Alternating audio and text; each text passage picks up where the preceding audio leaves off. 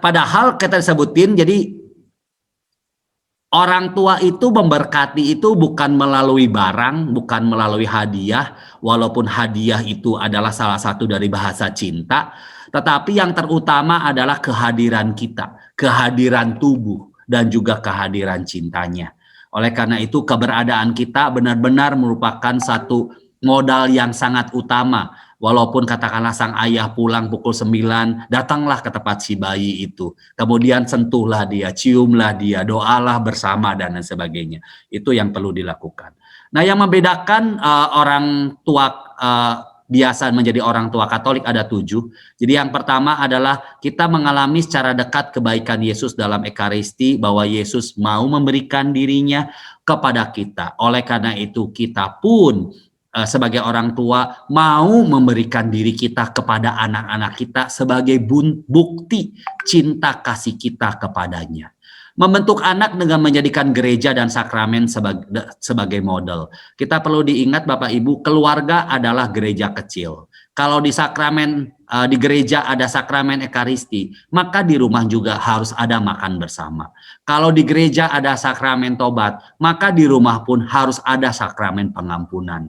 Jadi namanya kita sebagai orang Katolik harus memiliki rasa mau mengampuni pasangan dengan anak, anak dengan orang tuanya, karena kita adalah gereja kecil dan kita harus bangun itu seperti layaknya seperti kita sedang ada di gereja.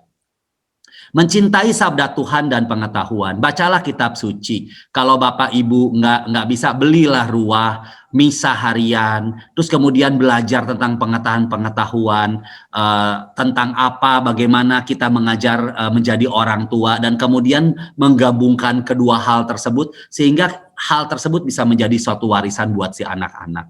Mempelajari konsep teologi tubuh, yaitu kehadiran kita itu menggambarkan bagaimana Allah hadir dalam diri kita di depan anak-anak, sehingga anak-anak tersebut bisa melihat Allah di dalam diri kita.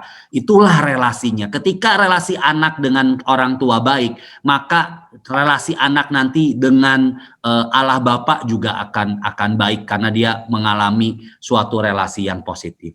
Mengerti akan kehendak Tuhan dan segala yang ada dalam diri anak-anak. Jangan pernah atau seringlah di tempat kita itu masa lalu kita yang kita nggak jadi. Misalnya ada seorang tua yang dia mau jadi pianis, tapi nggak, gagal karena dulu mungkin orang tuanya nggak sanggupin beli piano. Sekarang begitu dia sanggup, dia paksa anaknya untuk menjadi pianis. Kemana-mana dia cerita anaknya main piano, dia foto dan dia sebarin kemana-mana. Nah, seringkali namanya itu disebut dengan bahasa Inggris itu, jadi bad dream kita. Jadi cita-cita yang belum tercapai oleh kita impose, kita masukin ke si anak supaya si anak itu bisa menjadi kita karena kita ada sesuatu. No, enggak seperti itu orang tua.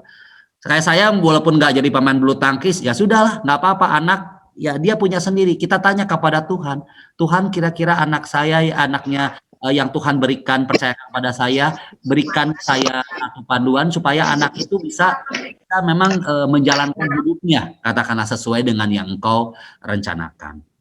Kemudian mematuhi ajaran Yesus Kristus.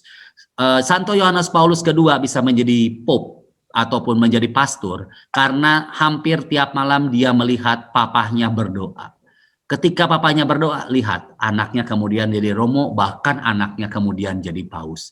Kenapa? Ketaatan yang kita tunjukkan kepada Tuhan dalam diri kita sebagai orang tua akan diikuti oleh si anak itu. Tidak pernah takut khawatir Bapak Ibu, karena pasti Roh Kudus akan bekerja. Dan yang ketujuh, Bapak Ibu tentu saja ada memberikan nama baptis, seperti kayak saya Rafael.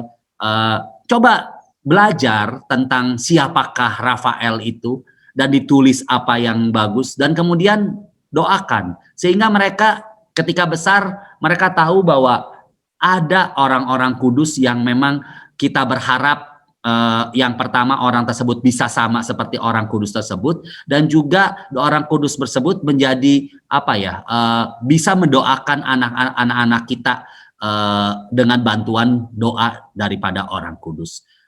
Itu yang menunjukkan salah satu di mana kita di syahadat para rasul ada tulisan persekutuan para kudus, karena sebetulnya karena pembaptisan seperti yang Pastor katakan tadi, kita itu menjadi satu tubuh baik di surga maupun di bumi.